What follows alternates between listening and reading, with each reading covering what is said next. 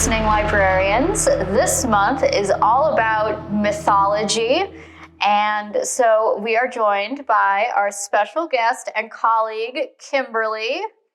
Hi, everyone. So I wanted to start us off by talking about an excellent audiobook I read, and it was so good that I actually read it, listened to it with my daughter. And it's called Pahua and the Soul Stealer. It's by Lori M. Lee, who's a fabulous author. So this is her first middle school level novel. Pahua is an 11-year-old Hmong girl, and the Hmong are a group of people who live in northern China. And it's something that, I didn't know anything about their culture. So this was a great way to learn something about their gods and goddesses and whatnot. So this is narrated by Samantha Tan, and it's actually about 11 hours. So don't be dismayed by hearing that it's, for a middle school reading level, because it was still excellent, and it's a robust novel. So it's about Pahua Mua, which is a fabulous name. And so she's kind of a lonely 11-year-old. They've recently moved to Wisconsin, and she's pretty much, her and her brother are the only non-white students at her school.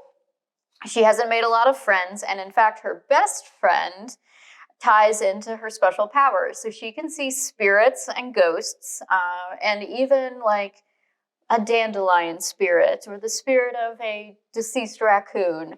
So she sees a bit of everyone. So her best friend is actually a cat spirit named Mi, and Mi in Hmong means cat. So she named him when she was a toddler. And one of the reasons I was going to say that I loved listening to the audiobook is, for example, Mi, which they pronounced as me in the audiobook, is spelled M-I-V. And I think if I, were to try and pronounce that without the audiobook, I probably would have said Miv or Meev. And so it was kind of nice to get the correct pronunciation in this case.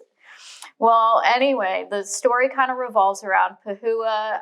She makes a potential friend at school, but the friend wants to go visit this creepy bridge behind school, and she's kind of always stayed away from the bridge because she gets bad vibes from it. And while she's there, she accidentally awakens this malevolent spirit, and then by the time she gets home, she's freaked out, of course. By the time she gets home, her brother has fallen really ill, can't wake up, and she thinks, oh no, this malevolent spirit has stolen my brother's soul. And so she goes back to the bridge and brings this gong that belongs to her aunt. Her aunt is a shaman, and the gong is supposed to bring all of the spirits forward, and she's going to demand his soul back. And then she accidentally summons a demon now, so things are not great. But luckily, another Hmong girl who's a shaman in training shows up. Her name is Zong, and she is a fierce, hilarious friend in the end for Pahua. And together they kind of not only defeat this demon that just was summoned, but travel into the underworld. There's all sorts of, spirits and gods and goddesses that they meet along the way, including a god who they joke looks like Kylo Ren, which was amusing. And, so this was just a lovely book about friendship. There's lots of humor and action in it. And it also had a really good message about how it's okay to make mistakes and, just learn from them, and you'll grow and kind of embrace your own inner strength. So I just thought it was lovely. What'd you read, Kimberly? Well, from tween book to steamy romance novel, I chose to listen to Neon Guides by Katee Roberts. And again, this one is really steamy. So if you don't like that, you might want to pass on this one.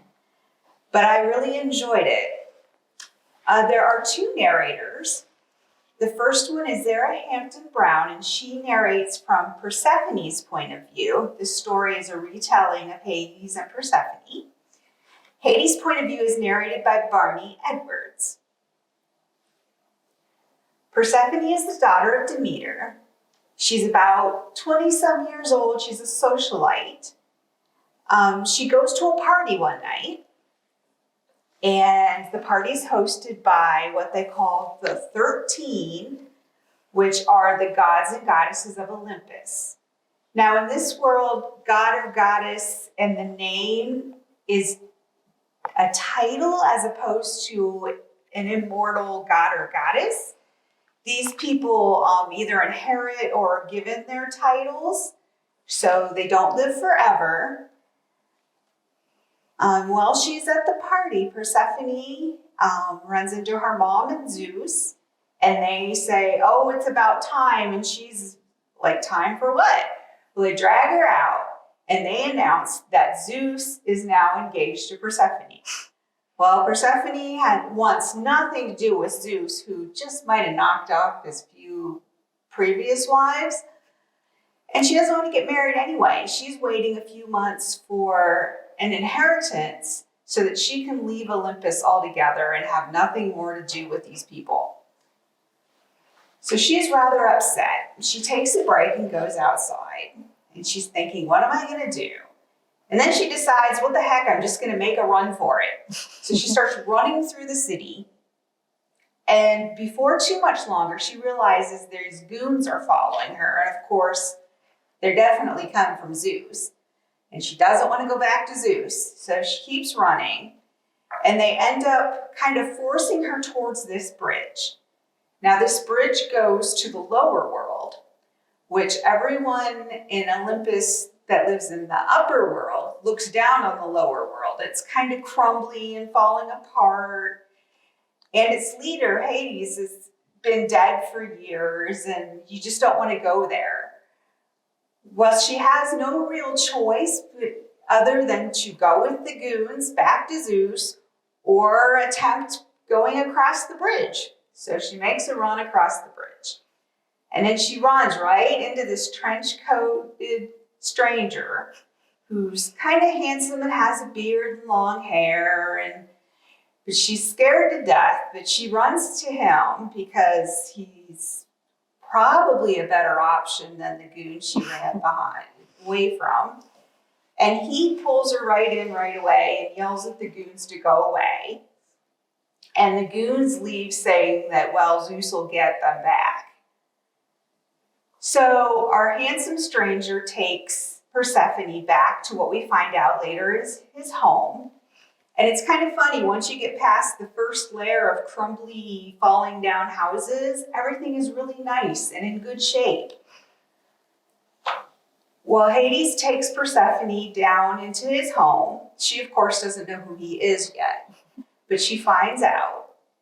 He also finds out that she's Persephone, Demeter's daughter. So these two make a bargain. She will date Hades in order to piss off Zeus, who Hades can't stand. And Hades will protect Persephone till her time is up, till she gets her inheritance. So that's the premise of this book. I won't go into all the details, but it is a wonderfully fast, steamy, contemporary romance. If you don't care for the more contemporary, there is a fantasy book that I want to mention really quick that is also a retelling of Hades and Persephone. That one's called A Touch of Darkness. The author is Scarlett St. Clair. And that also deals with Hades and Persephone, but it follows the myth a lot closer than Neon Gods does, but it's also more of a fantasy world. So you may want to try that one if you like fantasies, but I'll warn you that one is also as steamy as can be. I enjoyed the Scarlett St. Clair one. Well, and I actually ended up listening to Neon Gods too after you had recommended it to me in the office. And you're right, very steamy, but really well done. Really a nice twist on the myth. I liked how they made it more contemporary, and you really get that feel of the different power games between the gods. That was kind of cool. So for my first selection for mythology, I'm going to take it back to the YA level. That's just what I was looking at this month. So one of the things I've been trying to work through very, very slowly is the entire Riordan verse, right? Anyway, the Riordan verse. Last year I got through Percy Jackson and the Olympians. Yeah, it was my first time. Yes, I'm behind the times. What can I say? But this winter I got through the Heroes of Olympus series. Now this is 5 books. It builds on the Percy Jackson series. So you get some of the characters from Percy Jackson coming back, but it also brings in the Romans. I mean, Percy Jackson covers the Greek myths, the Greek gods. This series brings in the Romans, and not only do we have the kids from Camp Half-Blood, we now have the kids from Camp Jupiter, which is on the west coast as opposed to the east coast with Camp Half-Blood. So we get new characters. The first book, The Lost Hero, starts with Jason Grace, who's a young man who's lost his memory, and he's just somehow thrown into this group of teens on a bus, hanging out with somebody named Piper and somebody named Leo, and they're talking like they've known him for a long time, and Piper's kind of hinting that she's his girlfriend, and he's very confused. He's not really sure what's going on. But the group ends up someplace where there's all of a sudden this confrontation with some strange mythical creatures, and Jason discovers he has this power to control the air, so manages to get his friends out of a tight spot, and they get wrapped up into this quest. They end up at Camp Jupiter and discover that Hera, the wife of Jupiter, the head god in the Roman pantheon, she's trying to set things in motion to get the two camps together, you know, kids from both the Greeks and the Romans, to defeat Gaia, the earth goddess, because she is trying to unleash death and take over the world and just cleanse it of all of these people who are living the way she wants them to. You know, humans have been pretty destructive. Let's get rid of humans.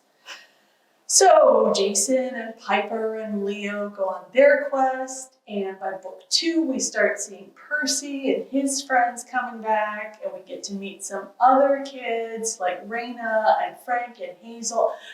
There's a lot of fun characters in this series, and if you enjoyed the Percy Jackson series, you would really love to see how these characters move on.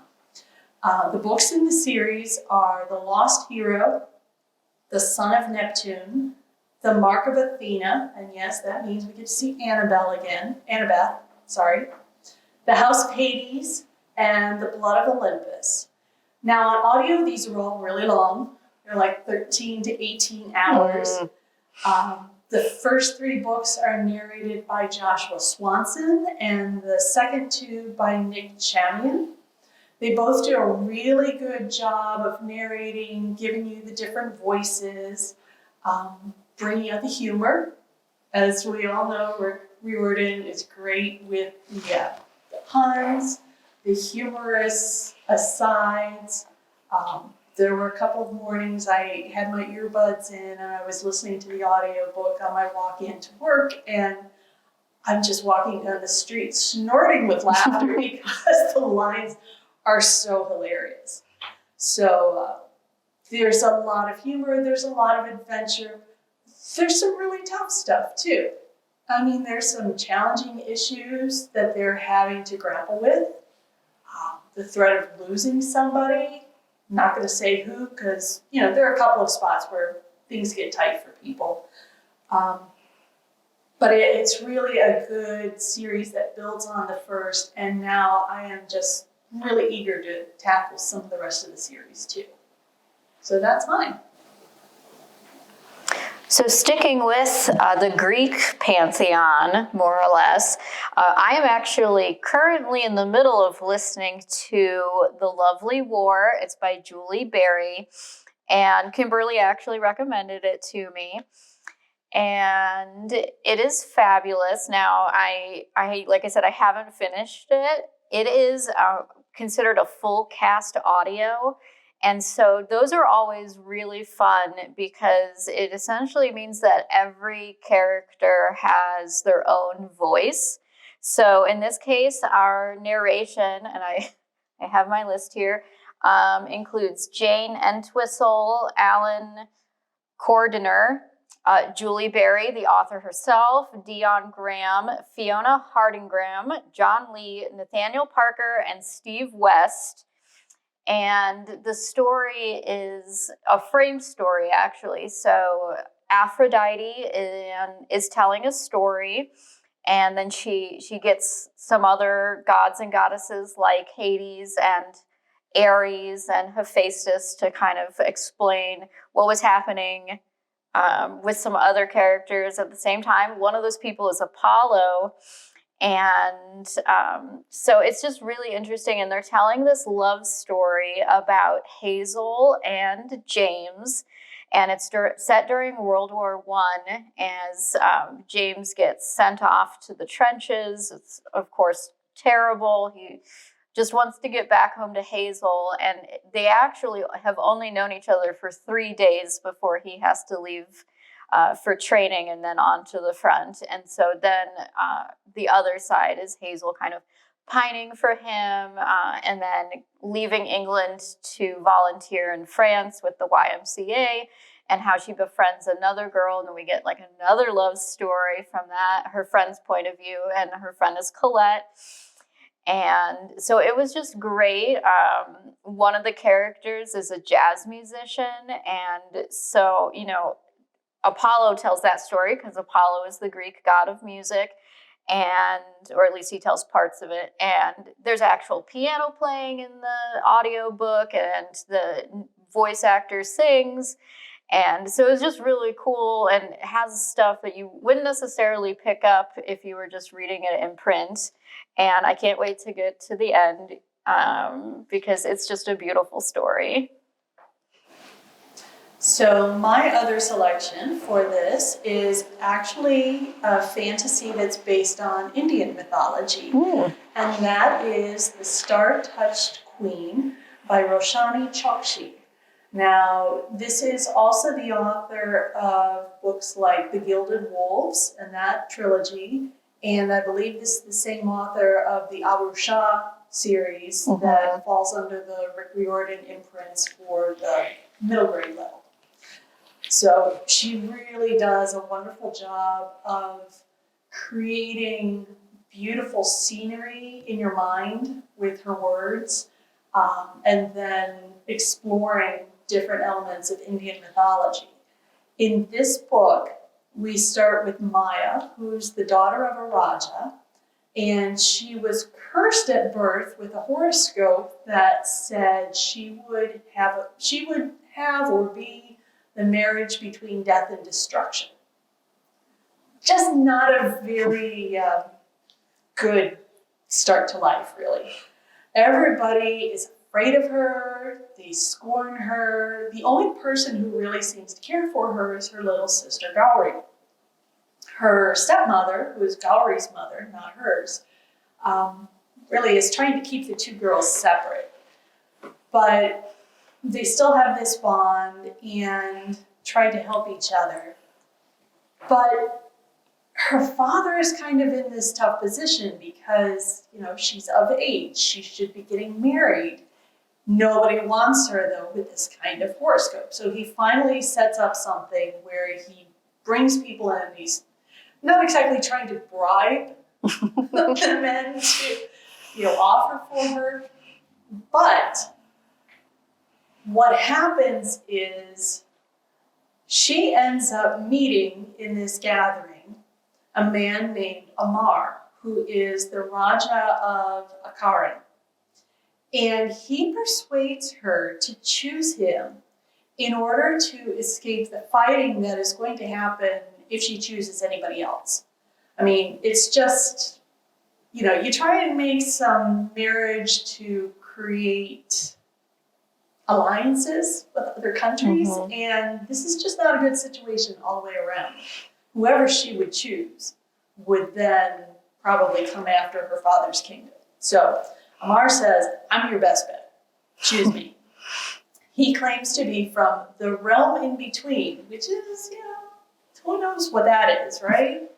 Sounds a little suspicious, but she goes ahead, chooses him. He gets her out of there before things just all go to, pieces and whatnot. But there's a lot he's not telling her. He's got a lot of secrets. And he says, I'm not going to tell you until the new moon. Okay, so she's here in his palace, and there's nobody else around except his main counselor. And, it's a beautiful place. It's very lush. He obviously has some wealth, but there's some strange things going on too. And I'm just going to leave it at that, because the mystery is something that's really interesting to unfold. And then they get to this point where, how do I say this without giving spoilers? They come to a sort of breaking point and have to find their way back to each other. So it's a really interesting story that's got a little bit of Cupid and Psyche to it, but not quite. It's only a 9-hour audiobook, so it's worth just kind of settling in and listening to it. It's read by Priya Iyer, and it's just beautifully done. There's, I think, a second book that goes with it that tells Gowry's story, which I've read it. I don't remember that story as well as I do this one. But this one is just, you really get pulled in, and then there's a twist, and the story changes, and you get to follow that one as well. So I really enjoyed that. I actually read that book in print, and you're right. It is a gorgeous and exquisite novel. It was probably one of my favorites I've ever read, actually. Well, thank you for joining us for our audiobook discussion about mythology. Next month, we will be coming to you with topics and books about Asian American and Pacific Islander Americans. And thank you for joining us.